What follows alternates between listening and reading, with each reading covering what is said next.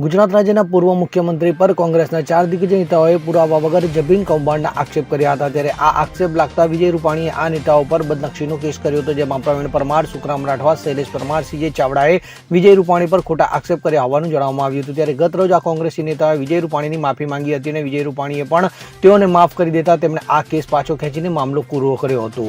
તો મળતી માહિતી મુજબ વર્ષ 2022માં કોંગ્રેસના વિપક્ષી કાર્યાલયમાંથી એક પત્રકાર પરિષદ કરીને વિજય રૂપાણી 500 કરોડથી વધુના જમીન કૌભાંડમાં સામેલ હોવાનો આક્ષેપ કરાયો હતો, જે બાદ વિજય રૂપાણીએ કોંગ્રેસ નેતાઓ પર બદનક્ષીની ફરિયાદ કરી હતી। ત્યારે આ ઘટનાને 2 વર્ષ વીતી ગયા બાદ હવે કોંગ્રેસ દ્વારા આ આક્ષેપ પુરાવા વગર જ લગાવવામાં આવ્યા હતા તેમ કહી પોતાની ભૂલ સ્વીકારીને વિજય રૂપાણીની કોર્ટ સમક્ષ માફી માંગી હતી।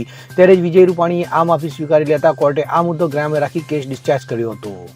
કરવામાં આવ્યા હતા અને ભ્રષ્ટાચારના આક્ષેપના સંદર્ભમાં મેં મારા વકીલ દ્વારા નોટિસ આપી હતી કે તમે આ તમારા આક્ષેપો પાછા ખેંચો, પરંતુ ત્યારે રાજકીય રીતે એમને પાછા નહોતા ખેંચ્યા, એટલે મેં કોર્ટમાં બદનક્ષીનો દાવો માંડેલો અને એ કોર્ટમાં જ્યારે આગળ વાત ચાલી, છેલ્લે જજે એ કોંગ્રેસના નેતાઓ વિરુદ્ધ વોરંટ પણ કાઢ્યા અને કોર્ટમાં ઉપસ્થિત રહેવાનું જણાવવામાં પણ આવ્યું અને ત્યાર પછી એ લોકો એ કીધું કે ભાઈ અમારી પાસે કોઈ પુરાવા નથી અને અમે જે વાત કરી હતી એ અમે પાછી ખેંચીએ છીએ, માફી માગીએ છીએ। એટલે કોર્ટમાં જ 26 તારીખે મુદત હતી, એ લોકો પણ હાજર હતા, હું પણ હાજર હતો।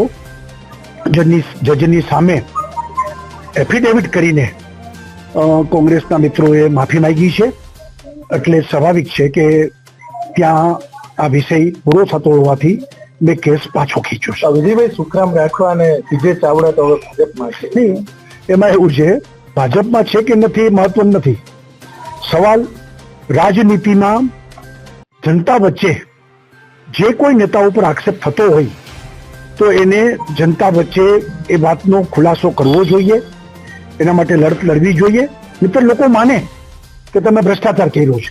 અને એ હેતુથી જ મેં કે ભાઈ રાજનીતિમાં કોઈ ગમે તેવા ધમધડા વગરના આક્ષેપો કરી અને રાજકીય રોટલા શેકવા પ્રયત્ન કરે એ ન ચાલે, અને એ હેતુથી મેં આ બદનક્ષીનો દાવો કર્યો।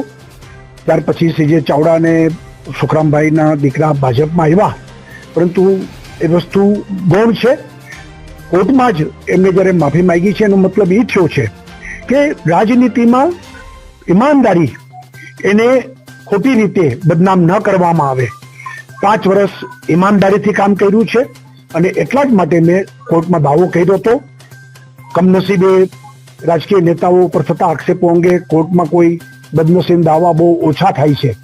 ગુજરાતમાં ઘણા વખત પછી આ દાવો થયો અને એમાં કોંગ્રેસના મિત્રોએ ઘણા વખત પછી જ્યારે માફી માંગી છે, એટલે હું એમ માનું છું કે સત્યનો વિજય થયો છે। રાજનીતિ બદનામ કરવા માટેનો ઈરાદો બરાબર છે, એટલા માટે જ હતું ને એમાં માફી પત્રમાં પણ લખેલું છે કે ભાઈ રાજકીય રીતે અમે આક્ષેપો કરેલા, અમે માફી માંગીએ છીએ।